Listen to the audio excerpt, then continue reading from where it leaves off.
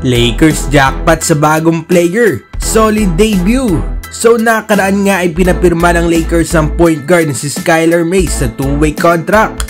Konting background nga lang mga idol, si Mays ay former second round pick ng Atlanta Hawks sa 2020 draft. Kung saan nga ay naglaro ito ng 2 seasons at nag-average ng 8 points per game. Pero dahil limited nga lang ang time ni Mays ay hindi nga ito malabas ang kanyang potensyal. Pero nang mapunta nga siya sa Trailblazers ay gumanda ang kanyang laruan, kayang umiscore at mahusay nga rin ang playmaking. Nang makalaban nga ng Lakers ang Blazers ngayong season ay isa nga itong si Skylar Mays nang nagpahirap nga sa kanila. Nagtala nga that game si Mays ng solid 15 points, 4 rebounds at game high 12 assists. Patunay nga na meron talagang potential si Mays as a point guard. So dumako naman tayo sa naging game nga kahapon ng Lakers laban sa Suns. Kung saan nga ay natambakan nga sila ng Suns dahil sa mainit nga na shooting nito. Pero meron namang bright side sa nangyari dahil nagamit nga ang isa sa bagong kuha nilang player na si Skylar Mays. Sa first play nga mga idol ay kita na talaga na veteran na nga itong gumalaw. Pagkapasa nga sa kanya ni D'Lo ng bola ay open nga siya sa tres, pero may kita nga nahahabol itong si Booker. Kaya finake niya ito at nag-drive nga sa paint area. Ganda nga ng galaw ni Mays mga idol at naiwan niya si Booker.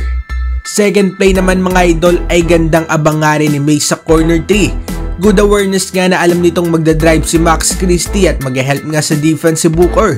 Nabantay nga nito ni Mays, rason para ma-open nga si Mays at naipasok ang tres. Human game naman ang next play sa pagitan ni Mays at Vando. Dito ay parang tulog ang depensa ni Booker. Kaya pagkapasa nga sa kanya ni Vando ay agad nitong pinasok ang paint area for easy 2. Dito naman mga idol ay solid IQ ni Mays. May kita niya nga na naiwan bahagya ang kanyang defender.